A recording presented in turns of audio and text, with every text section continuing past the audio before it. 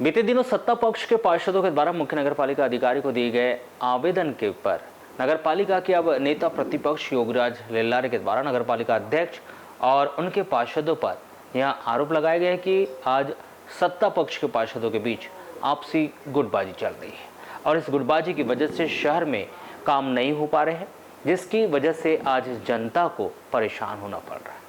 इन दिनों बालाघाट नगर पालिका में कुछ भी ठीक ठाक नहीं चल रहा है, जबकि यहाँ सत्ताधारी पार्टी की भाजपा समर्थित नगर पालिका अध्यक्ष का बीच है, किंतु सत्ताधारी पार्टी के अध्यक्ष, उपाध्यक्ष और नगर पालिका अध्यक्ष को अपनी समस्या ने बताते हुए अपनी समस्या की गाथा मुख्य नगर पालिका अधिकारी को बता रहे हैं। जबकि देखा जाए तो सत्ताधारी पार्टी के वार्डों में समस्याओं का अंबार लगा है और यहाँ के पार्षद का मानना है कि नगर पालिका में भी उनकी कोई सुनवाई नहीं हो रही है और उनके वार्डों में समस्याओं का अंबार लगा है। तो वहीं कुछ पार्षद ऐसे भी है जिन्होंने नगर पालिका अध्यक्ष को अपना समर्थन भी दिया। वहाँ भी यह भी आरोप लगा रहे कि भले ही उन्होंने नगर पालिका अध्यक्ष को समर्थन दिया, किंतु नगर पालिका अध्यक्ष और मुख्य नगर पालिका अधिकारी उनके वार्ड में समस्या आने पर उनका फोन तक नहीं उठाते और उनकी मदद की आवश्यकता होती है तो विपक्ष के पार्षद को बुलाकर वे काम चला रहे। इन सब विषयों को लेकर नगर पालिका के नेता प्रतिपक्ष योगराज लेल्लारे के द्वारा पद्मेश 24/7 से चर्चा करते हुए वहाँ कहा कि जब सत्ताधारी पार्टी के अध्यक्ष और पार्षद होने के बाद भी उनकी नगर पालिका में सुनवाई नहीं हो रही है तो इससे बड़ा दुर्भाग्य और क्या हो सकता है।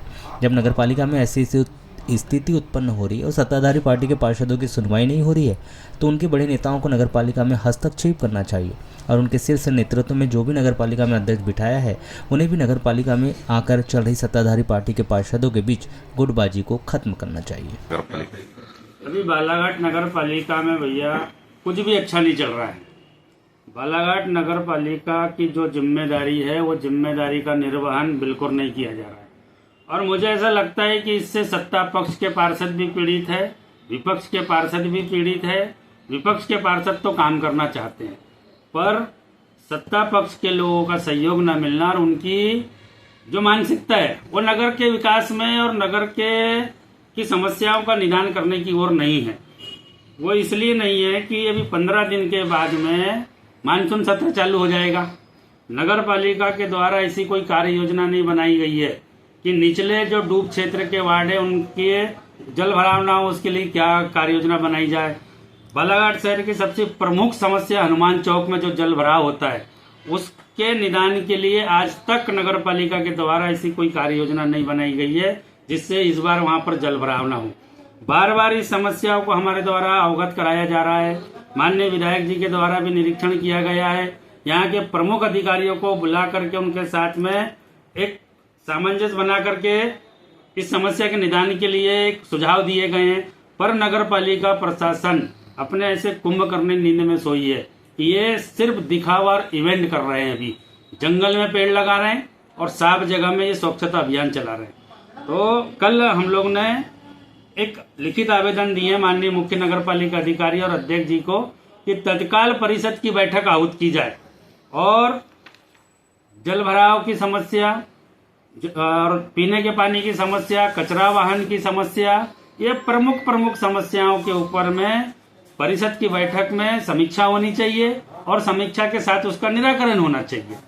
अध्यक्ष जी अपने भारतीय जनता पार्टी के पार्षदों की समस्या का निराकरण नहीं कर पा रही है।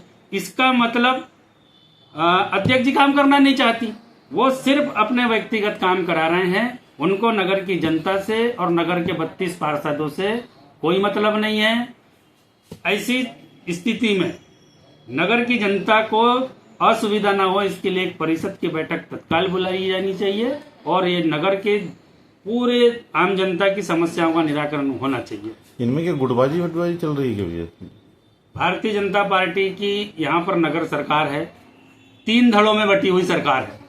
अध्यक्ष जी अलग है, उपाध्यक्ष जी अलग है और उनके पार्षद भी कई गुटों में बटे हैं। उनकी गुटबाजी के चक्कर में नगर की जनता को परेशान हो रही है। वो काना ट्रिप खेल रहे हैं। अभी एक गुट एक बार जाता है, दूसरा गुट दूसरी बार जाता है। हमारी जिम्मेदारी पार्टी दल अलग है।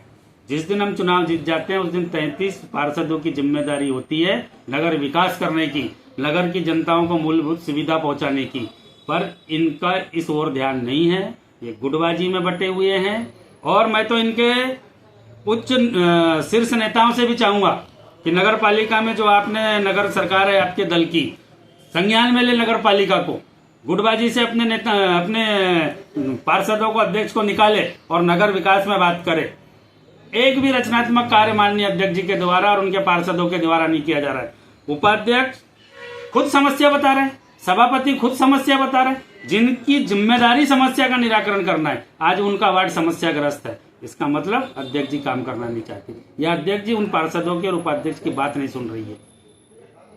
इससे तो यही सिद्ध होता है। अच्छा, इनने भी दिए हैं कि भैया जो है सत्ताधारी पार्टी के जो पार्षद, इनने भी परिषद की बैठक बनाने के लिए आवेदन दिए हैं क्या? मुझे ये जानकारी मिली है कि उपाध्यक्ष जी के नेतृत्व में कुछ सभापति, कुछ पार्षद जी ये चाहते हैं कि परिषद की बैठक आहूत हो।